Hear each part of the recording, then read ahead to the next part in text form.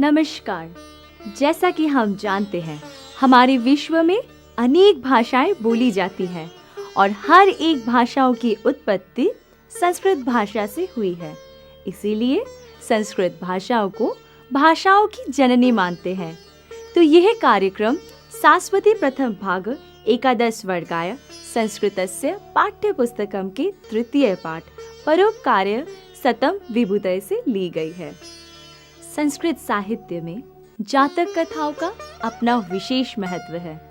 ये कथाएं मूलतः पाली में हैं, जिनकी संख्या 547 है। बोधिसत्व के कर्म दिव्य और अद्भुत हैं। उनका जीवन अलौकिक और आदर्श है। इसी से प्रेरणा लेकर आर्यशूर ने जातकमाला ग्रंथ की रचना की। ये ग्रंथ गद्य पद्य मिश्रित संस्कृत में है। प्रस्तुत पाठ इसी ग्रंथ के 15वें जातक मत्स्य जातकम का संक्षेप है। इसमें बताया गया है कि सत्य तपोबल के आधार पर किस प्रकार मत्स्याधिपति के रूप में बोधिसत्व अपने साथी मत्स्यों की प्राण रक्षा करने में समर्थ होते हैं। वस्तुतः सत्व गुण से परिपूर्ण आचरण देवताओं को भी वश में कर सकता है। आइए देखते हैं इसका प्रथम भाग। इसे सरल संस्कृत भाषा में समझाने के लिए हमारे साथ उपस्थित हैं डॉक्टर गौतम महाराणा। रत्नाकराधौतपदां हिमालय किरीटिनीं ब्रह्मराजर्षि रत्नाढ्यां वन्दे भारतमातरम् वन्दे भारतमातरम्। सुप्रभातम्। उपविशन्तु सर्वे। पूर्वं वयं अनेके विषयान् पठितवन्तः। अद्य वयं कथा विषये पठामः। भवन्तः जानन्ति भाषाणाम् अनेकानि रूपाणि सन्ति। तत्र कथा एक विशेषं रूपं भवति। कथा श्रोतुं सर्वेषां श्रद्धा अस्ति, मनसि आग्रह अस्ति। बाल्यकाले शिशवः कथां श्रोतुं नित्यम् इच्छन्ति।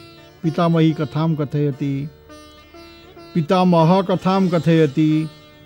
एवं प्रकारेण शिशवः कथां शृण्वन्ति, निद्रां यान्ति।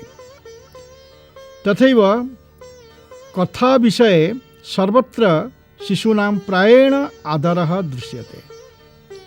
भारतवर्षे याः भाषाः सन्ति तत्र सर्वासु भाषासु कथाः विद्यन्ते। कथा श्रुत्वा सर्वे आनन्दिताः भवन्ति। अद्य वयं यस्मिन् विषये आलोचयामः विषयो भवति परोपकाराय शतां विभूतय। शताम् इति पदस्य कः अर्थः?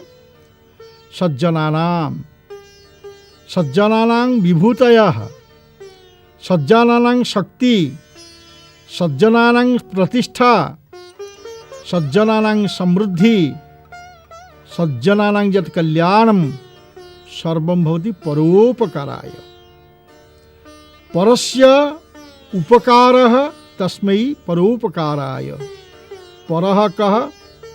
यः निजस्य न भवति सः परः भवति। अर्थात यः अस्माकं अपकारं करोति सः एव परः। तर्हि अपकारिणः जनस्य यदि वयम् उपकारं कुर्मः तर्हि सः परोपकार इति अहं चिन्तयामि।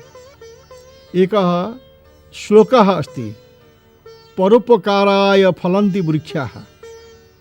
वृक्षाः किमर्थं फलन्ति? फलदानं कुर्वन्ति परोपकाराय। जनाः किं कुर्वन्ति? वृक्षस्य छेदनं कुर्वन्ति, पत्राणि छिन्नन्ति, फलानि आनयन्ति। वृक्षस्य छेदनं कृत्वा वृक्षं प्रति बहु कष्टं तत्र कारयन्ति। तर्हि वृक्षः तथापि रुष्टः न भवति, क्रुद्धः न भवति। परोपकाराय फलं ददाति, ज तस्य अहितं करोति तस्य कृते फलं प्रयच्छति। परोपकाराय वहन्ति नद्यः, नद्यः यः प्रवहन्ति जलं पर उपकाराय प्रयच्छन्ति, परोपकाराय। परोपकाराय दुहन्ति गावः, धेनवः दुग्धदानं कुर्वन्ति परोपकाराय। धेनोः दुग्धं कस्य कृते? वत्सस्य कृते। परन्तु वयं कुर्मः किञ्चित्, वयं किं कुर्मः? वयं किञ्चित् खाद्यं प्रयच्छामः, तस्याः दुग्धं नयामः, स्वयं पिबामः। वत्सस्य कृते तत्र दुग्धं न तिष्ठति, तर्हि वयं पररूपेण तत्र परिचिताः भवामः। तथापि धेनुः अस्माकं कृते दुग्धं ददाति, परोपकाराय दुहन्ति गावः।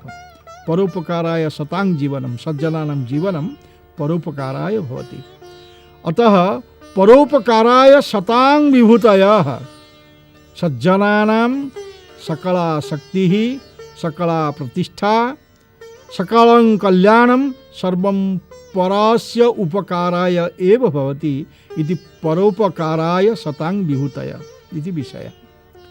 भवन्तः जानन्ति, एका कथा अस्ति जातककथा। जातककथा पाली भाषया लिखिता अस्ति। तद् जातककथानां संख्या भवति 47 547 547। बोधिसत्वस्य कर्म दिव्यमासीत्। बोधिसत्व सर्वस्मिन् जीवने तस्य दिव्यं कर्म, अद्भुतं जीवनं सर्वेषां समक्षं प्रदर्शितवान्। तत्र जातकमाला इति यत् कथाग्रन्थः अस्ति, तस्य कथाग्रन्थस्य लेखकः भवति आर्यशूर, अर्थात् आर्यशूर जातकमाला ग्रन्थं रचितवान्। जातकमाला कथा केवलं गद्यरूपेण न रचितं, तत्र गद्यमस्ति पद्यमस्ति। गद्य पद्य मिश्रितं ग्रन्थः भवति जातकमाला। 15 जातक इति मत्स्य जातक, 15 जातकेषु मत्स्य जातकम् इति एका कथा अस्ति। तत्र संक्षिप्तं रूपं भवति परोपकाराय सतां विभूतय।